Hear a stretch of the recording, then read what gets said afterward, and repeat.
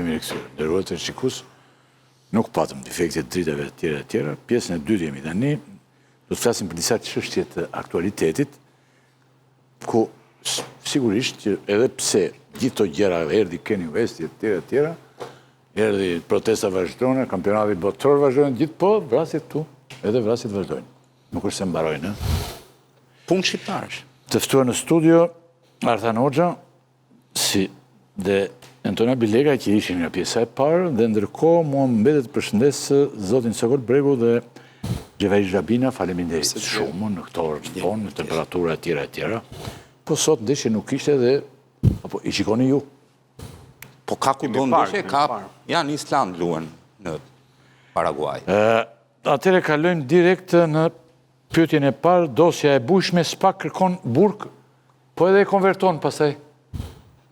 Ka ndodhur një gjë interesante, se unë me që nuk kuptoj mirë dhe nga ligji, me që unë nuk kam studuar për punë letrave, letërsira gjëra, gjuhë, nuk kuptoj nga ligji.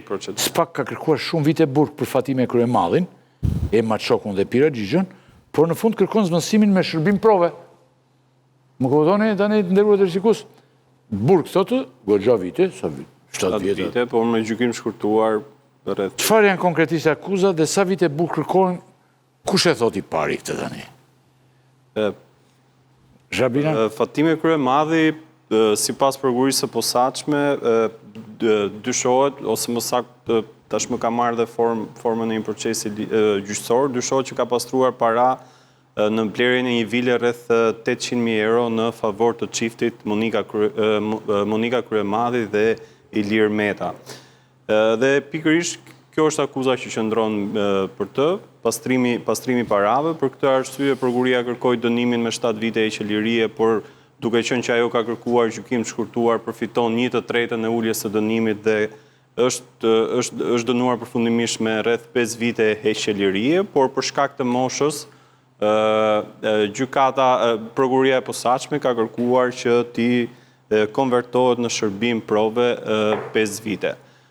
Sipas prokurisë së posaçme, parat janë marrë, për që janë përdorur për vilen, janë marrë në formën e një kredie, por ka qenë Fatime Kryemadhi, e cila më pas ka dorëzuar një pjesë të parave kesh. Paktën këtë pretendon prokuria e posaçme, por sigurisht që kjo akuzë është rrëzuar nga vetë Fatime Kryemadhi, por edhe nga avokatët e saj, mbetet për të parë se cili do të jetë vendimi i gjykatës.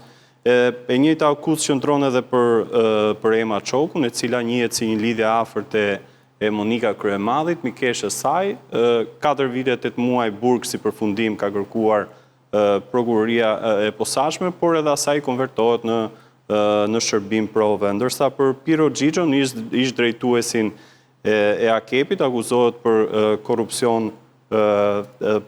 korrupsion pasiv, pasi dyshohet që ka ndikuar tek një kompani celulare në Shqipëri dhe konkretisht e kompania Vodafone, që biznesmeni Adrian Shatku, një lidhje e çiftit Meta Kryemadhi, të përfitonte një kontratë mes Vodafonit dhe për një linjë interkonjuksioni.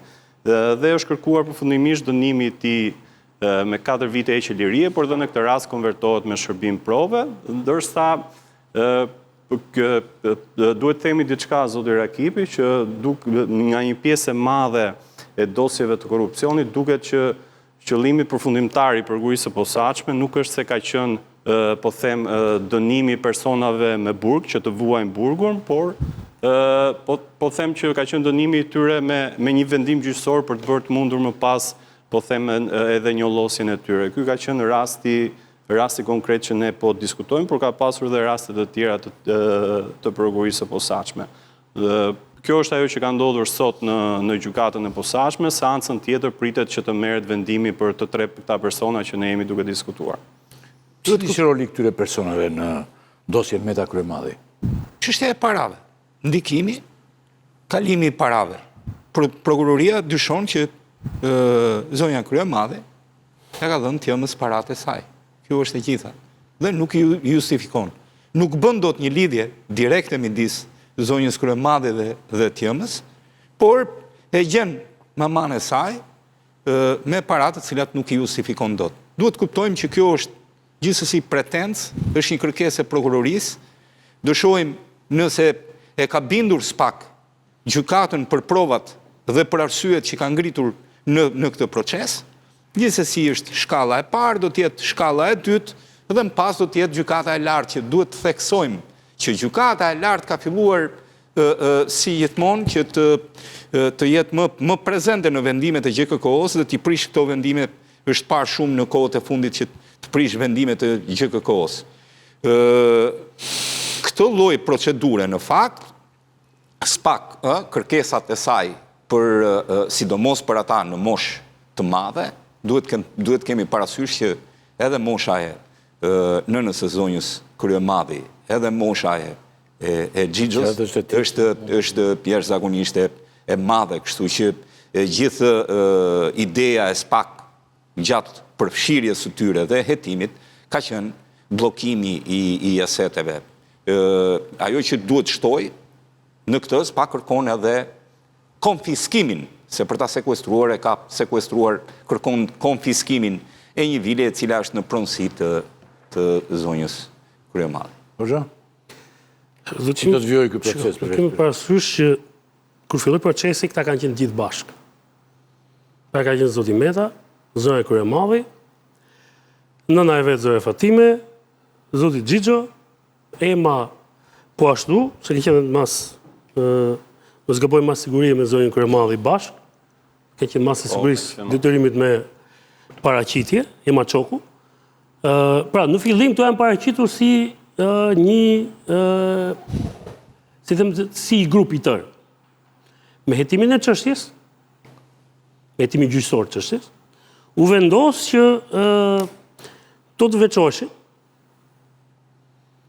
Dhe prandaj vendimi i tyre është edhe pretensje për prokuroria sot, por edhe vendimi i tyre është i shkëputur nga vendimi për çështjen Meta dhe për çështjen Kryemadhi. Pra, këta kanë pranuar gjykimin e shkurtuar dhe të përfitojnë 1/3 e dënimit. Pra, gjykata miraton kërkesën sepse për mos zgjatur hetimi, për ekonomi gjyqësore quhet atje, pra sepse i ul shpenzimet shtetit dhe kohën gjykatës për dhëndritësi, dhe personat që janë të pandehur aty kanë pranuar që vendimi të jepet mbi bazën e provave që ka paraqitur SPAK-u, nuk se kanë pranuar fajësinë. Por, ata kanë hequr dorë nga dëshmitarët dhe i kanë thënë gjykatës, po ne pranojmë që ti të na gjykosh mbi provat që ka sjellë prokurori. Qartë. Dhe ky është gjykimi i shkurtuar. Kush e avantazhon? Po të shikosh kërkesat që ke bërë prokurori për dënimin, prapë janë të larta, edhe pse i kap 1/3 dënimit. Dhe pastaj kjo pjesa e kushtit, pra dënim me 5 vjet me kusht për zonjën Kryemadhi, pra Fatime Kryemadhi, për zotin Xhixho duket është 4 vjet, pra është dhënë sepse ata i favorizon mosha. Në këtë moshë ata janë, sigurisht që dënimi me burg SPAK-u e ka parë jo të arsyeshëm dhe ka vendosur që ti dënoj me kusht dhe nëse ata bëjnë një vepër tjetër gjatë kësaj kohe, atëherë do të kryejnë dhe dënimin e mëparshëm. Çështja është shkëputur për një element, sepse të personazhet nuk janë të përfshirë as te pjesa e lobimit, që është akuza që ka zoti Meta, as te pjesa e çesdias, që po ashtu është pjesë shumë e rëndësishme dhe tashmë është kthyer në pjesën kryesore të procesit që po zhvillohet ndaj zotit Meta, por tek pjesa e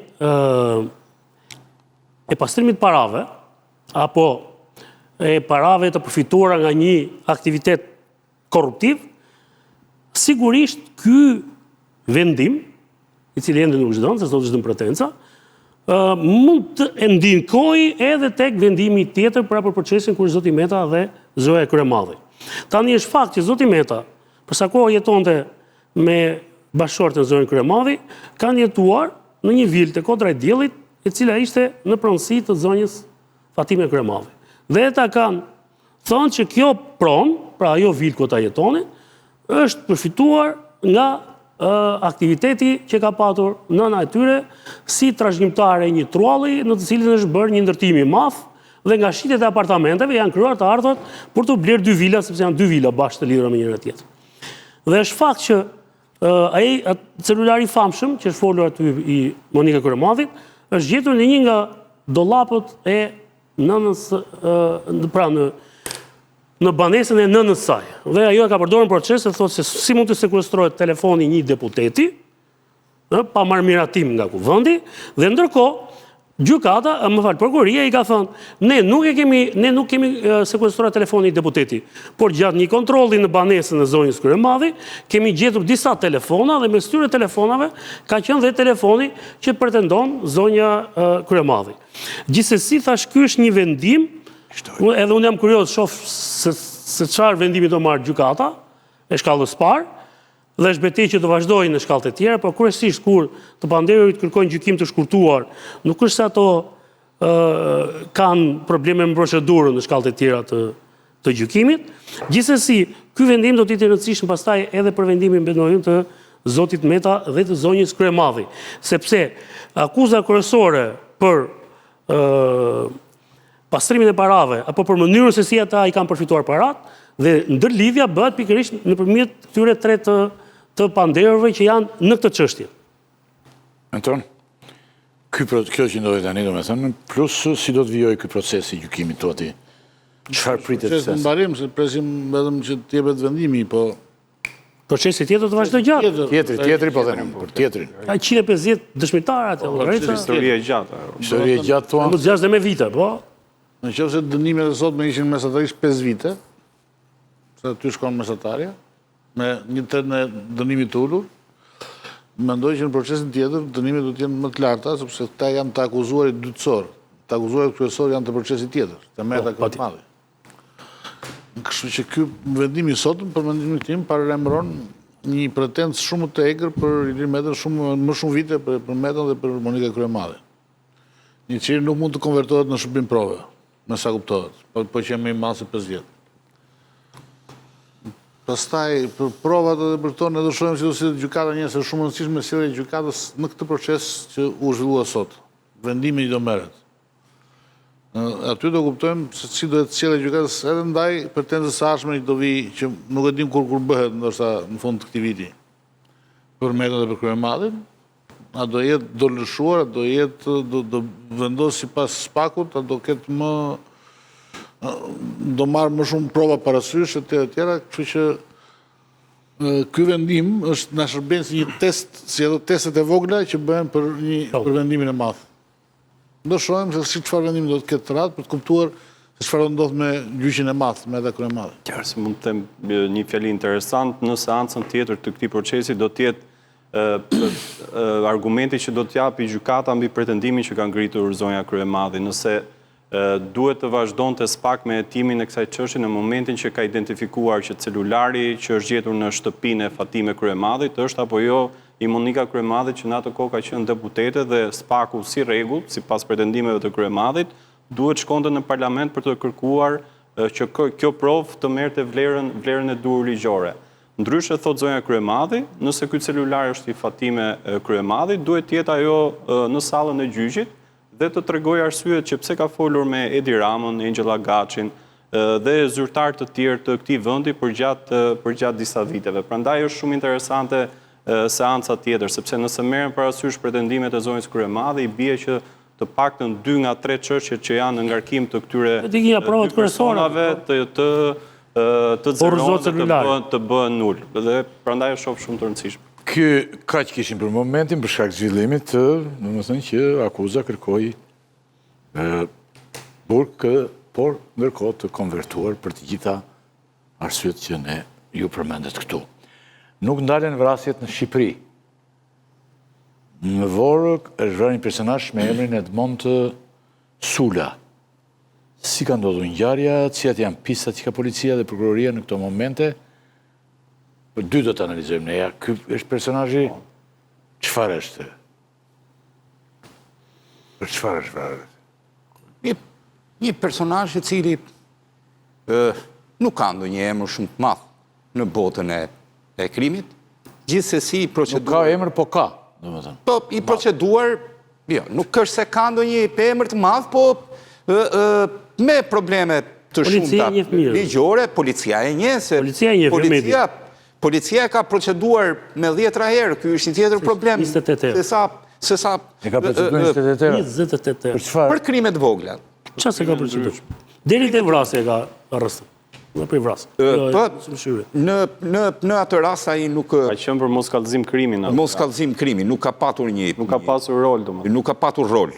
Nuk i përket një rangu të lartë në krimin e organizuar shqiptar, qoftë edhe në krimin është një ashtu siç tha Tani që policia e njeh mirë, është goditur afër shtëpisë në momentin që do të parkonte, sa ka parkuar makinën do të futej në shtëpi, është gjetur, besoj se janë gjetur 2 gjoja vetëm, por është goditur në një mënyrë, në një qitje perfekte.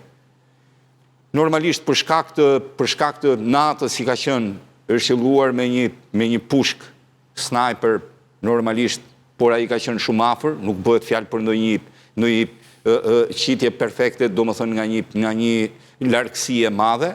Largësia ka qenë e vogël, autori ka qenë i pashqetësuar edhe nga për faktin se ora ka qenë e vonë, kalimtar nuk ka patur, kështu që e ka kryer atë detyrë që ka marrë përsipër. Tani mbetet policia normalisht që gjithmonë dyshon se mund të ketë një pagesë në këtë rast, edhe autori mund të jetë i paguar, por kjo nuk do të thotë sepse nuk bëhet fjalë për ndonjë krim që duhet ta mendojmë që është i organizuar me shumë persona apo me shumë nuk është një krim që ka kushtuar shumë për të shkuar në këtë ide. Ajo që duket qartazi, viktima nuk ruaj, nuk mendonte se kishte konflikte kaq të mëdha sa mund të arrinin deri në ekzekutimin e tij. Pista kryesore absolutisht që mbetet si gjithmonë në atë vend ku ai banon, çështja e tokave dhe çështja e pronave. Kjo është motivi, por motive mund të ketë shumëta për shkak të lëvizjeve të tij dhe të aktiviteteve të ndryshme që ka patur më herët, por pista kryesore mbetet toka në rreth rrotull banesës së tij dhe në fshatin Bërxull. Kjo për arsyen se merrej edhe me shitblerjen e tokave në këtë fshat. Është një fshat i cili kohët e fundit vlera e tokës ka filluar të ngrihet jashtëzakonisht shumë në çmimin e saj dhe normalisht që ka edhe ngatresa të tilla dhe konflikte. Po, në një detaj tjetër kemi për këtë. Ajo që kuptohet nga kjo ngjarje, zoti Rakipi, është që kemi të bëjmë me një krim i cili nuk ka lënë shumë prova në vendin e ngjarjes. Kemi vetëm në informacionin që unë kam një plumë të qelluar drejt viktimës dhe ai ka qenë fatal për të. Ka mbetur i vrar në vend. Shumë pak prova janë gjetur në vendin e ngjarjes. Kamera nuk është se ka shumë. Pozicioni distanca mes viktimës edhe personit që ka qelluar sipas ekspertëve është 60 deri në 70 metra, çka do të thotë që ka qenë një vrasës shumë i përgatitur, ashtu siç tha Koli, dyshohet që kemi të bëjmë me vrasje me pagesë në këtë rast, dyshohet që mund të kenë qenë 2 persona, pasi njëri e ka qelluar dhe tjetri dyshohet që e ka ndihmuar me një makinë për t'u larguar nga vendi i ngjarjes. Sigurisht që pistat janë disa, kryesorja është ajo e shitblerjes së tokave në zonën e Bërxullës, ku viktima kishte edhe një biznes të ngritur në real estate. Sigurisht njihej si person problematik pasi ka pasur konflikte të herpashershme me banorët e zonës, por kjo pistë nuk është se i qëndron shumë sipas grupit hetimor dhe ka qenë i proceduar me 10 raste nga policia e Tiranës, ka qenë i proceduar edhe për moskallëzim krimi në vrasjen e teknikut të koncesionerit në vitin 2019 në zonën e Myslimshyrit, por edhe në atë rast arriti të shpëtoj, po them, drejtësisë dhe ajo që është interesante është që policia dhe prokuria e Tiranës është që kanë kërkuar dhe një informacion nga Interpoli për të parë nëse ka të dhëna për këtë personazh në drejtësitë, po them, të vendeve të Bashkimit Evropian dhe nëse ka pasur probleme në këto vende. Tani, plot probleme. E shkuara ti te Hoxha është me plot probleme, kështu që Shko, mënyra se si është realizuar vrasja ka tërhequr shumë vëmendje. E para, e qelluar me dyshohet që është qelluar me sniper natën. Tani ajo, sa ishtë para shtëpisë, dhe aty ka ndriçim, nuk është se nuk ka ndriçim. Dhe kjo e ka ndihmuar qitësin, se nuk është kollaj të gjush natën me sniper. Nuk është një, aq më tepër që ai ka një tek plumb. Dhe mund të ketë realizuar dhe fakti që sa ka dëgjuar njëri të shtënë, se nuk është dëgjuar e shtënë, mase mund të jenë edhe 2 të shtëna dhe nëse dim kush, nëse janë 2 gëzhoja, si shta Koli, por në ati jetën e ka marrë një tek plumb. Më thotë që qitësi ka patur mundësi shikimi vetëm nga ndriçimi i banesës. Dhe banesa aty ishte banesa madhe, që kishte ndriçim dhe kjo e ka ndihmuar autorin që ta kryej atentat. Dhe kjo ka arritur dhe, si të mund, dhe pistat e hetimit policisë. Fakti që është bërë një vrasje këtij lloji, sepse në fundit, në një situatë tjetër, me një motiv tjetër, ky nuk mbroi, siç ta Koli, mund të shkojë në një distancë fare të afërt dhe ta godisi. Fakti që është zgjedhur kjo lloj goditje, dhe kjo lloj mënyre eliminimi, dhe ka ngritur dyshime që kemi të bëjmë me një motiv i cili ka justifikuar të gjithë këto kostot të ngjarjes, sepse ka një ngjarje, çdo kosto ka pra çdo ngjarje ka një kostot vet. Dhe mbi koston pastaj fillon dhe analizon mbi organizatorët, mbi autorët, mbi motivet, pastaj që të çojnë tek ngjarja e Bërxullës. Sepse në fundi kjo është një vrasje që shkruhet në një zonë urbane, nuk kemi të bëjmë me një zonë rurale, nuk kemi të bëjmë me ngjarje në zonë urbane. Sigurisht që ky ka njohje atje në zonë, pra ky nuk ka patur ndonjëherë një grup të vetin, por është njëri që ka njohje me shumë grupe që kanë vepruar në atë zonë apo në rrethina të tjera të kryeqytetit. Pra është njëri që ka njohje, prandaj policia ka proceduar kaq shumë herë, është shumë i njohur nga policia. Por do të shohim zakonisht në ngjarjet që nuk kanë ndonjë motiv të fortë, zbulohet shpejt ngjarje. Në ngjarje pastaj që kemi të bëjmë me motive të forta, sepse prandaj merret një qitës nga distanca, prandaj merret një qitës që nuk ka një konflikt të drejt për drejt me viktimën në mënyrë që ti të mos e identifikosh dot më njëherë se kush është autori, por është një ngjarje që në Tiranë, se Tirana nuk është se ka patur ngjarje, me thënë drejtën, pa që nga ngjarje Rina, si të mos mbaj mend ndonjë ngjarje të këtyre për masë. Nuk ka pasur një ngjarje të tillë, dhe besoj kjo do të bëjë që edhe drejtoria e policisë dhe kryesisht policia kriminale të përqendrojë vëmendjen për ta zbuluar këtë ngjarje. Po thash unë mbetem me kësaj. Nëse ngjarja vërtet është për motive jo të forta, ka për të zbuluar. Nëse kemi të bëjmë me një ngjarje që ka motive të forta, rasti tjetër mos gaboj atij personit që punonte si postier te këto kriptomonedha. Ja, po. Aty është identifikuar autori, po nuk është bërë mundur të kapet. Pra, aty jemi në një situatë ngjarja në vetvete, si ngjarje është pothuajse e zbuluar. Por nuk është kapur autori. Dihet se kush është autori, u gjet për fat. Provat janë të shumta. Ajo duket që është një ngjarje që po të thuash policia po thoshte e ka mbyllur përveç faktit që duhet të arrestoj autorin e krimit. Kurse në rastin konkret, këtu do të varet dhe këtu do të kuptohet saktësisht me çfarë kemi të bëjmë dhe kush ka qenë interesuar për ta eliminuar personin në fjalë, për më tepër në një zonë, ajo është zonë që ka për i trekëndçi fashë, që themi një trekëndçi Bermudës. Është një zonë problematike, nuk është se edhe ky është një person, pra me një të kaluar problematike, por kjo nuk justifikon faktin që e vranë në këtë mënyrë. Ndërkohë në Shkodër është ekzekutuar Aleksandr Koçeku, 40 vjeç. Është qelluar me breshëri plumbash në një zonë malore të Shkodrës. Çfarë dinamike kemi në rastin e këtij atentati dhe motivet që mund të kërkuar në këtë ngjarje? Ajo është në një rrugë, në Prekal. Është një rrugë atje ku është ekzekutuar, është një rrugë tërësisht rurale, jashtë çdo vëmendje. Ai sa është gjetur shumë kohë më vonë pasi është kryer vrasja. Mjeku ligjor nuk ka arritur dot të jap një përcaktim të saktë se sa kohë kishte përpara se të jetë lajmëruar policia, sa kohë kishte i ekzekutuar.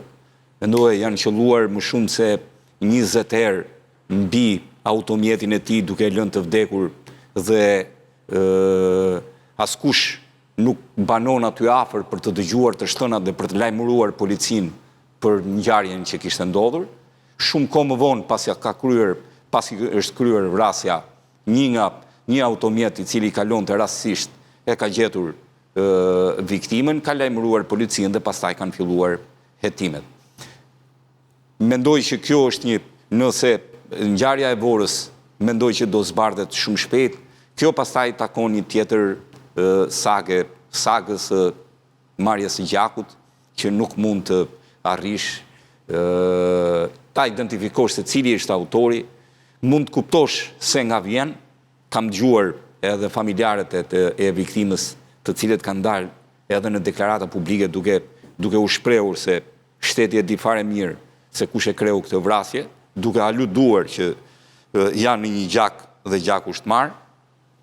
Për publikun, viktima në Shkodër, vllai i tij ka kryer një vrasje disa vite më parë për shkak të një borxhi rreth 40.000 euro, ka ekzekutuar dikën në një borxh i cili me sa duket ka qenë për aktivitete kriminale kryesisht lëndë prodhim i lëndës narkotike. Vrasja ka ndodhur shumë kohë më vonë, vjen dhe kjo vrasje e cila mendohet që në pamje të parë, edhe motivi kryesor për cilin policia po heton, mbetet vrasje për shkak të gjakmarrjes. Por kjo nuk do të thotë që është absolutisht në këto lloj forme, sepse gjatë jetës së tij mund të ketë krijuar konflikte të tjera të cilat policia është duke i parë. Pra, mendohet një rast gjakmarrje. Në rast gjakmarrje mendon në pamjet parë, në hetimet e para, rasti i gjakmarrjes është duke u hetuar. Kjo është pista kryesore që po ndjek policia dhe prokuroria e Shkodrës, gjakmarrja për shkak se vllai i viktimës Artan Koçeku në 2017 ka vrarë shtetasin Angelin Shkambi, në atë kohë u fol për një borxh 40.000 euro, ashtu siç e përmendi Koli, por dyshohet që ka qenë edhe një çështje nderi për shkak se viktima Shkambi kishte një raport me motrën e vëllezërve Koçeku dhe kjo gjë dyshohet që përfundoi në vrasjen e Angelin Shkambit. Këtu është fokusuar edhe puna hetimore, por unë mendoj që është nga ato ngjarje që është vështirë të zbardhet për gjetur prova, pavarësisht se policia dhe prokuroria kanë një pistë serioze dhe që po e ndjekin. Për shkak se atje është shumë e vështirë që të gjesh prova, nuk ke kamera sigurie, është një zonë malore, është një zonë që s'ka ndriçim, është një zonë që nuk ka dëshmitar. Ku punonte zotëria? Indjeri. Nuk është se kam informacion, por do të dilja edhe tek pista e tjetër që po ndjek prokuroria, por që nuk ka edhe shumë dhëna për këtë, që mund të jetë edhe pista e kanabisit për shkak se zona është thuaj se çdo vit e mbjell me kanabis, por e thash që është një pistë e cila deri në këtë moment nuk është se ka prova të mjaftueshme për ta ndjekur, por qëndron aty për shkak edhe të sipërfaqeve të mëdha të mbjella me kanabis ndër vite këto sipërfaqe me kanabis kanë prodhuar edhe ngjarje kriminale të njëpasnjëshme në këtë zonë. Shiko, është një zonë që vazhdimisht ka pasur probleme me këto krimet e rënda, me vrasjet dhe me probleme me akmarrje. Dhe është një nga zonat kampion në Shqipëri ku shteti nuk ka arritur dot me mjetet e veta, me format e veta, që të përpiqet të paranalojë, se gjithë problemi ime të paranalimi. Pra, nëse i ndjek ngjarjet, ndodh një ngjarje, nuk zbuluhen autorët, ndodh ngjarje e dytë, pastaj prandaj familjarët thonë shteti e di se kush e ka bërë. Gjithë do të thotë si duhet presësh ngjarjen e tretë, se iku dhe i dyti. Ti do të presësh ngjarjen e tretë. Në moment që nuk veprojnë agjencitë e zbatimit të ligjit në kohë, dhe këtu nuk është problem vetëm policisë, se hetimet i drejton prokurori, nuk është vetëm policia aty në vallë, dhe kur ke të bësh me ngjarje në zona të tilla, nuk mund t'ia lësh inspektorit zonës. Ngrin dhe grupe speciale hetimi nga Tirana që vendosen aty për 1 muaj, për 3 muaj, për 6 muaj derisa këto lloj ngjarjesh të zbardhen në mënyrë që të parandarosh vijimin e tyre. Pjesë e mirë e ngjarjeve në atë zonë janë ngjarje që janë si gur kilometrik. Ti di viktimën 1, por pastaj pret 2-shin, 3-shin, thjesht prit datën dhe orën kur do ndodhi ngjarja e radhës. Tani, ky si person, edhe pse ka qenë ndaluar për ngjarjen e parë, se shiko, po të kishte vepruar gjykata atje, në atë rast, ne do të kishim një tjetër, mbas do të kishim tjetër lloj pasoje. Por është fakt që viktima nuk është personazh që ruaj. Pra nuk është ruajtur. Gjithë do të thotë që ai e ka atje familjarët që parasysh hylli përdorin dhe kanalet tjera komunikimi, se nuk I lënë ngjarjet Të ri. thjesht I zgjidhi policia, se ata di shumë mirë që ato janë ngjarje, bilet policia në shumicën e rasteve, kur nuk ndërhyn bën punë, se nuk I ngatron. Se në raste ku policia për të justifikuar faktin që nuk zbulon dot ngjarje, vetë arreston 3-4 veta, dhe ata futen në shënjestër pastaj nga familjarët e viktimës, nëse qëllon që është një familje e cila ka një rreth gjerë dhe fare fis, ka një numër të madh meshkuj të cilët kërkojnë marrin hak, nuk e lënë ngjarjen për atë ndërpritet e ty. Dhe gjëja tjetër që duhet të thosh është kjo pjesa për mua nuk më duket çështje jo se e përjashtoj aty çdo vit kanabis I merr viktimat e veta. Ajo është zona numër 1 në Shqipëri ka vite dhe këtë vit sasia më e madhe e azgjesuar e kanabisit, për cilën nuk që janë kapur, janë pikërisht zonë e Dukagjenit, zonë e Malësismave, janë zona kampione mund të jetë dhe kanabis. Jo, shiko çfarë do të them. Fakti që ka 27 predha për qëlluar me breshëri, ngjarjet me akmarrje kanë një specifik, kanë dhe dufin brenda. Pra autorin nuk vjen thjesht të vrasë, po do të masakroj, se ka I duf brenda. Pra, po në vimësi, pra kemi një, si them, një lloj tradite dhe eksperience, që në ngjarjet, shikon ngjarjen e Lezhës, ku vrat çifti në Lezhë, ngjarjet për hakmarrje kanë një numër shumë të madh gjojash, edhe të shtënash, sepse ka dhe pjesën e dufit brenda. Madje edhe kur viktima nuk ka armë, pra që nuk përbën rrezik, ata qëllojnë në këtë formë. Dhe dallimi është fare thjesht, shikon ngjarjen e Bërxullës, ka një tek të shtënë atje, edhe pse ai nuk është I armatosur, është natën, dhe ngjarja në Prekal. Aty nuk ka për të arritur, aty s'ka për të arritur një Smart City. Një plumb dhe tjetër 28. Në tjetrin e shëllon 27 herë. Pra është bërshërie se 30 ka Kalashnikove. Kjo është ndryshimi midis pagesës dhe jo pagesës. Dhe në tonë gjakmarrja popullit çuditshëm jemi që vazhdon. Bilanci është më I çuditshëm. Bilanci. Gjakmarrja është shpikur se ne e shajmë kanunin e Dukagjenit, po është I vetmi ligj që rregullohej, në atë kohën që mungonte ligj. Pra është shpikur në mungesë të ligjit dhe të institucioneve zbatuese.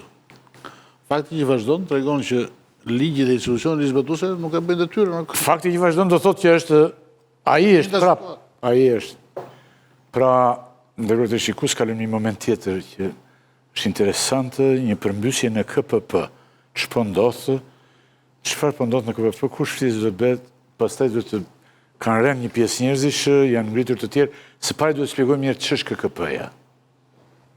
Ç'është KPP-ja tani? Se e vetëm 3 fjalë. Është Komisioni I Prokurimit Publik dhe Komisioni I Prokurimit Publik dhe është një institucion shumë I rëndësishëm për shkak se shërben. Dhe pse është I rëndësishëm? Për shkak se shërben si një gjykat, është për ta kuptuar edhe qytetarët, shërben si një gjykat në rastet kur një tender ose një tender ankimohet. Ky është institucioni që vendos nëse ka një ankimim për një tender dhe prandaj është kaq I rëndësishëm sepse ky institucion tenderet po të panumërtu dhe ka një institucion shumë ka në dorë gjykata e biznesit 100 milion euro në vit dhe është ky institucion që vendos kush I merr edhe kush e humb. Duke qenë që ka këtë lloj kompetence dhe këtë lloj pushteti, influencat për ta kapur janë në një farë mënyre legjitime, por legjitime janë në kohën kur dhe në çastin kur janë ligjore. Kjo lista çfarë tregon tani? Kjo lista është lista komision ad hoc. Pse është bërë komisioni? Është bërë ad hoc tani apo është ligjor? Tani se do zgjidhet kryetari I Komisionit të Prokurimit Publik dhe për këtë arsye është bërë. Deri tani kush ka qenë kryetar? Deri tani ka qenë Jonaid Myzyri, I cili ka marrë një detyrë tjetër, pati dhe u hetua dhe nga prokuria e posaçme dhe ai doli çështja ju pushua nga Zollua. Nuk e di origjinën e këtij personi, por u hetua nga prokuria e posaçme dhe në fund prokuria e posaçme vendosi që ta pushoj hetimin, I cili zgjati 2 vjet. Kjo është në këndvështrimin tim një tjetër njollë e zezë në historinë e prokurisë së posaçme, për shkak se ti mbanën e tim një zyrtar të këtij shteti për 2 vite dhe në fund fare vendos që ta pushosh çështjen, nuk gjete prova, pavarësisht se ke kërkuar edhe pezullimin e tij, sepse spaku kërkoi edhe pezullimin nga detyra. Ishte mas sigurie. Po pra u pezullua nga detyra. Ishte dhe paraqitje dhe tashmë është hapur gara për ta zëvendësuar atë dhe kandidatët kryesor të paktën sipas kësaj liste janë Ismail Shehu dhe Enea Hoti, të cilët të dy kanë nga 74 pikë, pastaj ka një diferencë të madhe me vendin e tretë, 57.3 pikë ka Artist. 4 të parët janë për kryetare. Po pra, po nuk është se ka një vlerë të madhe, për shkak se parlamenti pastaj nuk ka një Vlerë ka që 2 të parët kanë 74 pikë. Jo, nuk ka një vlerë të madhe pikëzimi në tel. Po si kanë ndër 74? Janë të 2 me 74. Jo, nuk ka një vlerë të madhe pikëzimi, sepse pastaj parlamenti dim që s'ka vlerë, po them. mund zgjedhë nga lista. Se parlamenti mund të zgjedhë të fundit, Po pra, mund zgjedhë të fundit. më me lekë Nuk ka një vlerë të madhe. Atëre. Nuk ka një vlerë. Ky që nga si kartoni që ka hequr Trumpi. Jo, po. Parlamenti të I bëgat. Balogunit, po. Kartoni Balogunit. Vetëm 4 kandidatë. Balogunit. Jo, janë 21 total. Këta janë për antarë ta poshtë. Këta janë për antarë. Ka patur shumë Vetëm 4 janë për kryetar. Kush është të skualifikuar? Janë Ka patur shumë kandidat në garë, 4 prej tyre që janë pikëzuar më shumë, i jepen parlamentit, parlamenti pastaj do të votojë se cili nga ata do të jetë kryetari i komisionit. Do shkoj thesin parlament. Shpresoj që këtë radhë parlamenti Që ta nxjerrin molla. më koherent parlamenti mund të zgjedhë të fundit. me poezia dhe të fundit. Nuk ka asë... Varet sa e do partinë, gjitha gjërat, sa e bën punën. Po, kandidatët kryesor janë Ismail Shehu dhe Enea Hoti, besoj nga informacionet që kemi, por e thash që ata mund zgjedhin edhe të katërt. Ata mund zgjedhin dhe të fundit. Se kotë nuk i kanë marrë dhe pikët ata. Po. Është aty, jep një pikët të tjera. Ata në fund mos kenë qenë në ditë mira, ditë vëlla, prandaj kanë dalë dobët. Tani, janë kualifikuar njerëz të rinj dhe janë skualifikuar të tjerë. Kush është skualifikuar? Këta që kanë halle në SPAK janë. Kush ka halle me SPAK-un aty? Ja të them, shumë nga antarët e KPP-s ata që ishin, sepse u ka përfunduar mandati gjithve dhe po presin tani sërish një votim nga parlamenti. Njeriu që bie më shumë në sy është absolutisht Kreshnik Tërnova, për shkak edhe të akuzave që biznesmeni Geron Meçi i ka bërë në lidhje me pretendimin e tij të rrëmbimit. Gjatë kohës që ai u rrëmbye dikush nga brenda KPP-s, rezultoi që ishte bashkë me pengmarrësit dhe kreu veprime brenda KPP-s, ky personi ende nuk është gjetur nga SPAK, edhe pse kjo do të faktonte direkt lidhjen, bëhet fjalë për personin. Ky është Kreshnik Tërnova të di. Po. Nuk e ka rrëmbyer njeri. Jo, ky ishte me rrëmbyesit, nuk këtë do të rrëmbej SPAK-u, se tjetër njeri nuk e rrëmben dot, po nëse i çon hetimet, nuk është vetëm në rastin e kësaj. Tërnova ka disa hetime në SPAK, më i fundit fare erdhi pikërisht në këtë muaj, anulloi një nga tenderat kryesor që kishte fituar një firmë, dhe edhe pse ishin jashtë kohës së tyre të veprimit, i bëhe fjalë për një tender për portat hyrëse dhe dalëse të dy porteve kryesore që ka Shqipëria, Durrës edhe Sarand, hoqi firmën që kishte fituar me 37% më pak në tender, dhe vuri atë që ishte pothuajse në fondin limit në rastin konkret. I shtuar dhe kjo, SPAK e jeton për disa vepra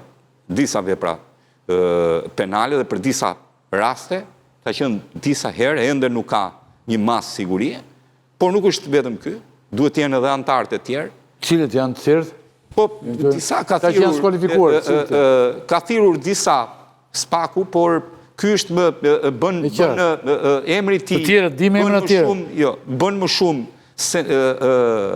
zë në publik, për shkak se gjithmonë është në dosjen kryesore të rrëmbimit të biznesmenëve dhe është i përfundur nga vetë biznesmenët si një njeri i cili kishte njohuri për rrëmbimin e tyre dhe njeriu i cili nuk e ktheu sërish ankimimin e tyre dhe vendosi që të mos pranoheshin më ankimimet që kishte bërë Geron Meçi. Në fakt, pra kjo gjykata e biznesit që ta kuptoj unë mirë dhe ndoshta tamam është gjykatë biznesi. Ajo vendos kush do t'i fitojë. KPP-ja thua ti është një gjykatë biznesi. Okej. Kjo gjykatë tani pasi jepen tendrat gjykon kjo? Po. Nëse i kthen ose i le? Po. Në bazë të ankimimeve. Bota ka gjykatë të tillë? Po besoj ka. Po ka, se ne po jo hajdute. Ky është ndryshim. Se mos jesh hajdut. Mirë tani se tani Pa që najduta i tani nuk meret aty në... Po, kaq, kjo është si kudo. Termi ligjor nuk është gjykat, ne përdorim gjykat për shkak për ta kuptuar një. Është komision, po tamam, është një... Ti shkon kur ke një ankesë. Tani kur zgjidhen këta të rinj thatë ju?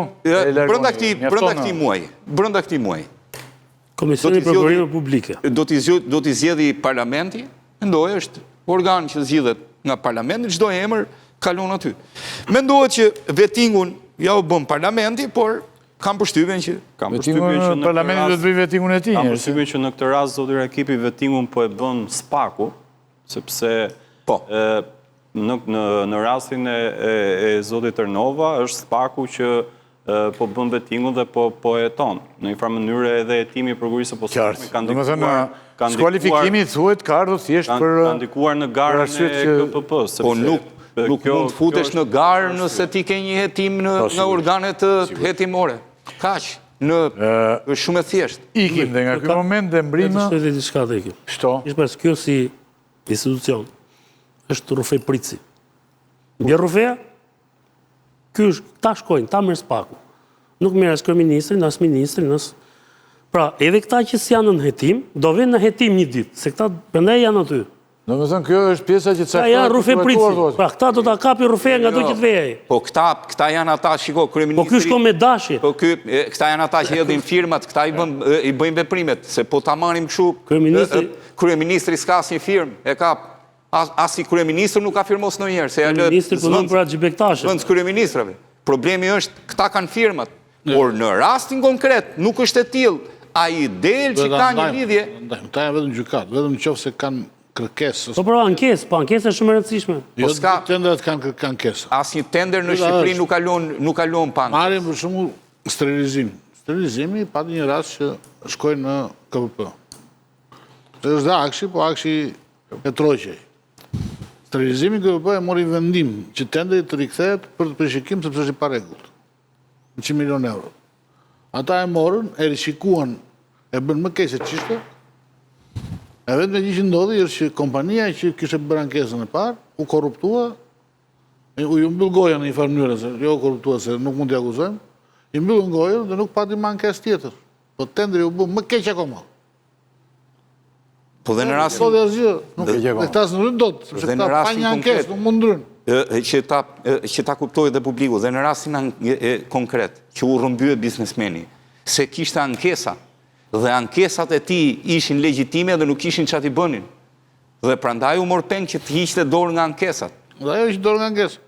Dhe dikush nga brënda, i tha, mirë po, gjetja e tyre që e rrëmbyen, pikërisht nga KPP-ja duhet nisi jetimi. Dikush prej tyre po jep të sinjal që po... Mbrime në një pikë tjetër, të rëndësishme besoj që mua më troqi vëmendjen o zoti Hoxha, fakti shqiptarët mbijnë tani në vendet ku diskutohet për drogë, mbijnë kudo ku ka drogë. Si ka mundësi që ka shqiptarë? Në fillim të muajit, maj policia spanjolle përmbylli një operacion ndërkombëtar që çoi në sekuestrimin e sasisë më të madhe të kokainës kapur ndonjëherë në Europë. Bëhet fjalë për një ngarkesë që shkon deri në 40 ton. U kap në një anije në ujërat e Oqeanit Atlantik nisur nga Sierra Leone. Tani, çfarë është ky operacion dhe kush janë trafikantë që kanë organizuar trafikun e kësaj gjëje kaq të madhe? Dhe pyetja pastaj shkon te a ka grup shqiptarësh aty? Ç'është kjo njëherë dhe pastaj? Ky është operacion që në fillim mbajti fshet, sepse u bën në ujërat e Oqeanit Atlantik, në atë që quhet si briri i Afrikës. Kur anija e nisur në Sierra Leone në 22 prill, ka qenë duke hyrë në një qytet të Saharas perëndimore, kanë ndërhyrë trupa speciale të policisë spanjolle, kanë ndërhyrë në anije, sepse nëse ajo do të hynte pastaj në territore të tjera, ata e kishin të vështirë të ndërhynin. Kanë ndërhyrë aty, e kanë tërhequr pastaj anijen, e kanë detyruar të futet në portin Las Palmas në Gran Canaria, dhe aty, brenda anije kanë gjetur njerëz të armatosur, dhe ka qenë një grup për 6 vetash që ishin aty si skuadra për ta mbrojtur ngarkesën, sepse prandaj që ngarkesa ka që madhe. Sigurisht që ngarkesa ka ardhur nga Amerika Latine dhe përdoren portet e Afrikës, sidomos aty të gjirit të Afrikës, janë disa shtete aty që kanë të lehtë, sidomos për ngarkesat e mëdha, ti kalojnë aty, dhe sa po i afrohen Europës, ose nëse hynë në mesdhe, e shpërndajnë pa ndaluar, pa shkuar anija në destinacion, fillojnë dhe shpërndajnë ngarkesat e kokainës në anije më të vogla. Me sa duket, kjo formë është zbuluar, dhe këtë radhë është vendosur që ndërhyrja të mos bëhet mas si shpërndahen ngarkesat, ngarkesa më të vogla, se do më shumë kohë, do më shumë njerëz, dhe nuk i kap do të gjitha ngarkesat, por ka ndërhyrë që kur anija ka qenë në Oqeanin Atlantik. Ka patur informacion para prag që është ndërhyrë, prandaj ka qenë sigurt, është operacion që i kombinuar është de amerikane, sidomos për ngarkesa të tilla, janë autoritetet holandeze dhe autoritetet spanjolle kanë vepruar sepse kanë dyshuar që zbarkimi i kokainës, pjesa më e madhe do të ishte e destinuar për portet spanjolle. Destinacioni i anijes është për Bengazi, pra në Libi, por nga hetimet që kanë bërë, sepse në moment kjo lloj ndërhyrje ka këtë gjë. Nuk të lejon ty të çosh, të shkosh te pricit. Ti kap marinarët, 23 veta që janë anije i kanë kap ata, përfshirë Filipinasit, ata do shkojnë gjithmonë në Kovtuja, si punë e KPP-s që kishin këtu, ata do ta pagojnë faturën në atë rast, por nga hetimet e mëvoshme ka rezultuar që është shpeshuar ngarkesa, është vendimi i gjykatës i gjykatës spanjolle, dhe ngarkesa është diku te 30.216 kg, dhe ata e kanë vlerësuar me 812 milion euro, që i bie diku te 26.000 euro kilogrami, zakonisht për këto ngarkesa që cilësia shumë e lartë e kokainës. Dhe si duket nga përgjigjet që ata kanë bërë. Çfarë ka ndodhur? Se në momentin e parë, në media thashë mbajt sekret, diku nga data 5, 4-5 kanë dalë lajmet e para, dhe nuk merri vesh kush e kishte organizuar këtë ngarkesë. Ishte ngarkesë shumë e madhe për tregun e prandaj për bën dhe rekord. Më mbrapa hetimet ose më saktë kanë filluar të dalin pak nga pak në media se kush është përfshirë aty. Dhe është një term që përdoret si mokro mafia ose më saktë mafia marokene, e cila kontrollon kryesisht portet e vendeve të ulta, Belgjik dhe Holland, por ata përdorin pastaj portet spanjolle, portet gjermane, Hamburgun, Marokun, në rastin konkret, i dyshim para prakësh dhe prandaj është ndërhyrë në pa e lejuar anijen të futej në deti mesdhe, sepse është patur frikë që ata marokenët mund të ndërhynin dhe ta merrin ngarkesën që në ecje, që në lundrim të anijes, pa shkuar ai në destinacion. Dhe përfshirja e marokenëve, nuk është kjo ngarkesa e parë, pra kaq e madhe, po kjo është e para që është kapur, ka dëshmuar që, se mos në vitet e fundit, marokenët janë shumë të rëndësishëm, janë aktorë më të rëndësishëm për trafikun e kokainës, por gjëja që është vërejtur, bashkë me marokenët janë shqiptarët, se mos në vendet e ulta, po ashtu edhe në Spanjë, po ashtu edhe në Dubai se rrim bashkë, në Marok kanë bërë veprime bashkë, duke përdorur dhe territorin afrikan, prandaj kokaina nuk ardhur direkt nga Amerika Latine, po ka ndaluar një herë në Afrikë dhe nga Afrika pastaj është tentuar të futet në mesdhe. Nga hetimet deri tani rezulton që bashkë me marokenët, aty janë dhe paktën 2 grupe shqiptare, të cilët kanë financuar ngarkesën. Ngarkesa kaq të mëdha bën që disa operator të bëhen bashkë në blerje, bëhen aksionerë të ngarkesës. Është një grup që merr përsipër të bëjë transportin, një organizatë e madhe, e cila përdor ka linjat e transportit, pastaj të tjerët në momentin që ajo zbarkon, secili shkon e merr pjesën e vet. Gjë që ne kemi parë në dom tashmë nga të gjitha hetimet që janë bërë, se nuk kemi parë në një ngarkesë të vetme ta marrë përsipër një grup i vetëm, sepse kosta është shumë e lartë, plus edhe kosto e transportit po ashtu dhe risku bëhet shumë e madh nëse ti e bën vetëm. Nëse ti je një grupi, pra janë disa grupe të cilat marrin përsipër financimin e ngarkesës, edhe nëse ajo kapet, dëmi do të jetë gjithmonë më i vogël.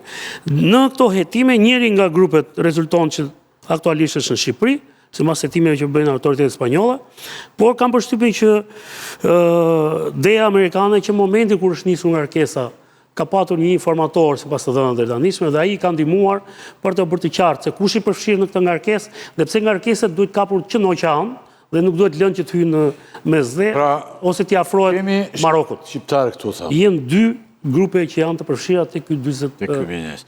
Ndërkohë një operacion tjetër i përbashkët i policisë kombëtare të Ekuadorit dhe Europolit kanë çuar në goditjen e një organizate trafikut ndërkombëtar të kokainës në lidhje me struktura kriminale shqiptare dhe polake.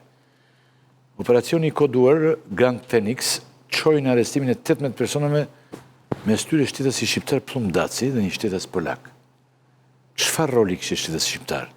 Cili ishte aktiviteti i tij dhe sa sasi e kokainës ishte trafikuar, sepse vazhdimisht dalin njerëz të rinj, emra të rinj të gjitha. Ti e nisë që në momentin që bëre pyetjen e parë që pse shqiptarët janë te kokaina. Pra kjo është pse shqiptarët janë bërë target i sulmeve në mediat ndërkombëtare. Unë thash marokenët janë parët aty, nuk janë shqiptarët. No, tek ngarkesa. Pra ata që janë kryesorët, që ka marrë përsipër janë marokenë. Por shqiptarët punojnë me marokenë. Në ngarkesa flasin thonë kaq të mëdha. Nuk është se shqiptarët nuk kanë bërë ngarkesa 2 ton, 3 ton, deri tek 16.8 ton është ajo Hamburgut, që është ngarkesa më e madhe. Ku rezulton që ka qenë shqiptarët e përfshirë direkt. Në rastin konkret, ajo që bën përshtypje se ky është operacion i vonë, nëse i pari ishte në 1 maj, pra 2 muaj përpara, dhe tani u deshën 2 muaj që dilnin shqiptarët aty. Në rastin konkret, ajo që të bën sy ylli është që autoritetet ekuadoriane veprojnë gjithmonë kur ka ngarkesë, pra kur kapin ngarkesë. Nuk bëjnë kapje të një grupi pa i kapur ngarkesë. Ose zën, pra e godasin grupin kur e ka ngarkesën në portin e Guayaquilit, ose në Manta, ose në Guaja, ku është porti tjetër, pra i kapin, si themu, në flagrancë sipër, ose veprojnë kur ngarkesa kapet në Europë dhe ata e dinë se kanë pritur të zbulohet dhe pritsi në Europë dhe pastaj godasin organizatorin e nisjes ngarkesës. Rasti konkret, dhe besoj këtu është ndërhyrja e Europolit kryesisht, ka goditur një grup pa kapur ngarkesën, nuk ka kapur ngarkesë konkret. Personazhi përmendet i njihet me Novkën Dibrani. Atje është janë me shtetësi të dy, se janë 2 shtetas nga Europa, është edhe një polak, është dhe shtetasi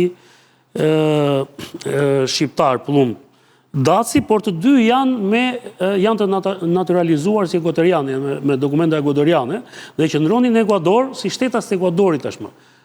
Por që kishin po ashtu shtetësinë e origjinës, njëri kishte Shqipërinë dhe tjetri Tripolin. Polaku është kryesisht njeriu që është marrë me krimin e kompanive dhe gjetjen e ngarkesave ku do të futej kokaina.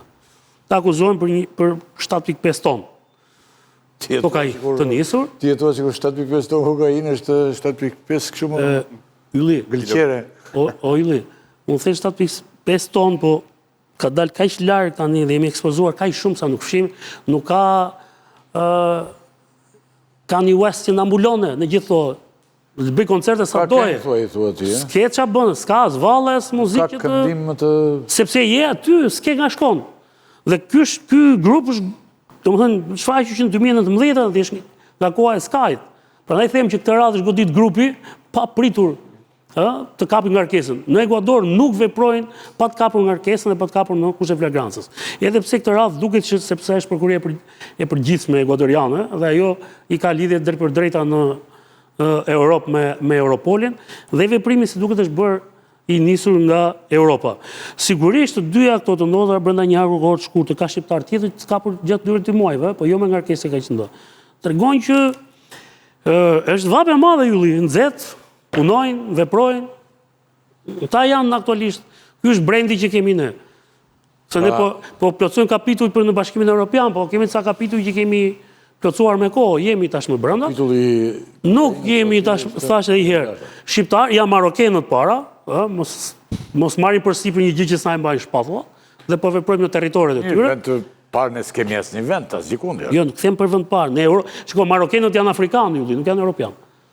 Afrikanë. Edhe kur luan kombëtare Marokut, i ka parë ata djegin njëkohësisht dhe Brukselin, dhe Parisin, dhe Amsterdamin. S'kemi në një besoj. Në BE kanë për të na futur me gjithë kokainë se nuk e kanë problem. Po ata e pinë. Furnitori me ai Se ne atje shesim, Mos e pim ne. nuk e kanë problem hiç, domethënë BE-ja nuk lidhet fare me. Nuk lidhet BE-ja fare. Nuk lidhet me Është kush trafikor sa më shumë. Po nuk lidhet me hiç. Ylli problemi Na pranojnë se duhet dhe kokaina aty. Ylli problemi Ne atje shesim. Ile po të kishin një kapitull kështu Mbyllej me njerë. Ylli, problemi Ky kapitull BE-s- mbyllej I pari.